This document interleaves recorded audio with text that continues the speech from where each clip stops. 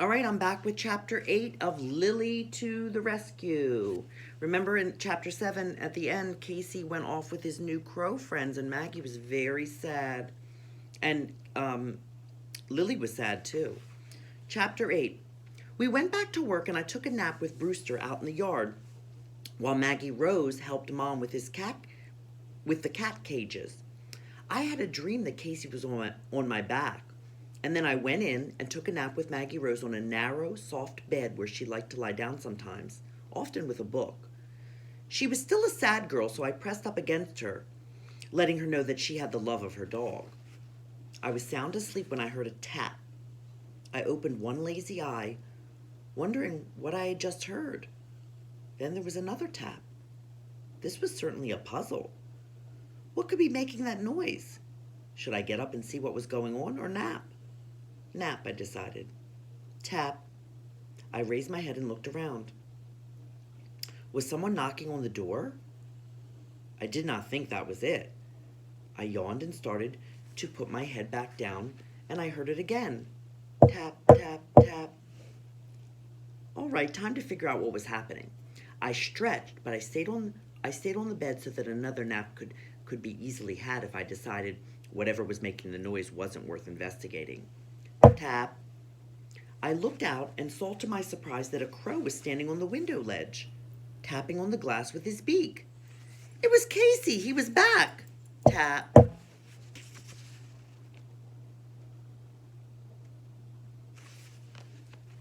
Maggie Rose seemed to be sound asleep, so I gave her face a lick.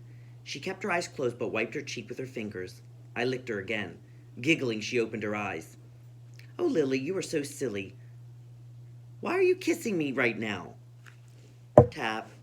Maggie Rose heard the noise and she sat up and frowned. And then her face brightened and she gasped, Look, Lily, it's Casey! We ran down the hallway and out the door and into the yard. Casey was waiting for us. I circled the yard joyously, while Casey flew over and landed right on Maggie Rose's outstretched hand. Why are you here, Casey? She asked. Didn't you want to stay with your new crow family? Casey twisted his head back and forth at Maggie Rose's question, so maybe he understood it. And then he lifted his wings and flapped up into the air and glided over to the back gate. He turned and looked to us. What is it, Casey? The crow pecked at the gate. I wandered over to look through the wires to the other side, but I saw no friendly chipmunks or any other animals. And then Casey fluttered up to the gate latch and pecked there, scrabbling a little with his feet before dropping back down next to me. Do you want us to leave the yard? Maggie Rose asked. Casey just stared at her. I headed to the fence and lifted my leg like a male dog, which I do sometimes. I had never seen Casey do that. I couldn't fly like a crow, but I could mark the fence, which was probably more satisfying anyway. Mom, Maggie Rose called, is it okay if I leave the yard? Don't go far, Mom yelled from somewhere inside. When my girl walked over to Casey, he fluttered up over the fence and landed on the other side of the gate. He came to the wires and poked his beak through so that I could sniff him.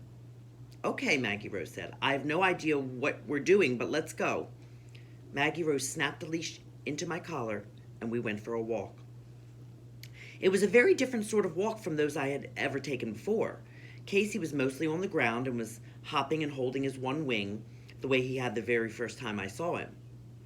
I remember that I had followed him when he had been hopping like that, and now we were following him again. Did Casey remember the first day we met? Was that why he was hopping so strangely, so that I would track right behind him?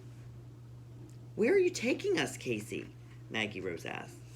I did not know what she was saying, but I thought perhaps she was asking Casey if his wing was hurt again. I hope not.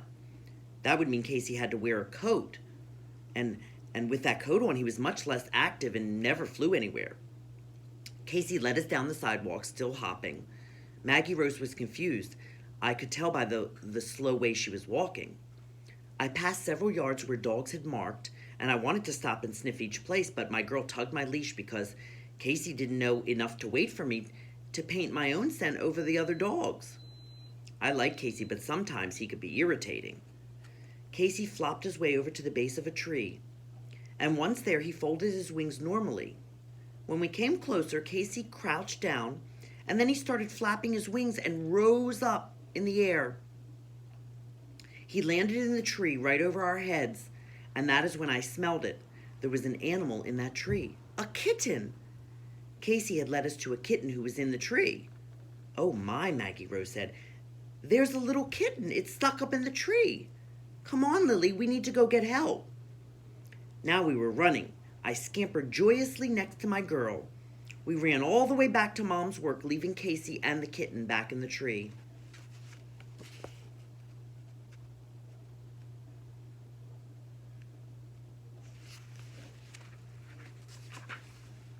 When we got to work, Brian and Craig were playing with a big ball in the grass.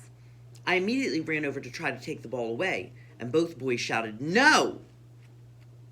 I still didn't like that word very much.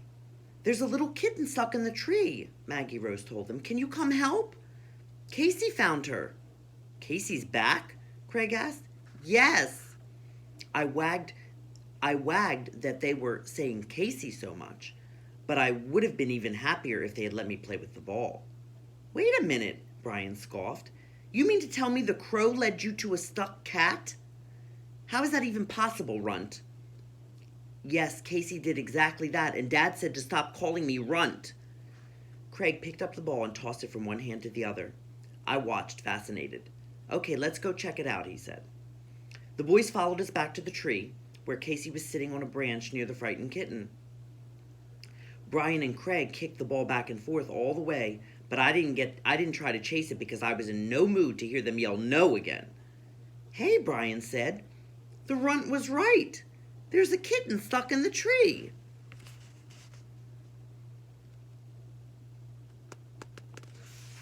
And that is the end of chapter 8.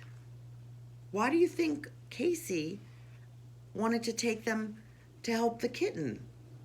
You think the kitten is Casey's friend? Maybe we'll find out in chapter 9. I'll see you next time.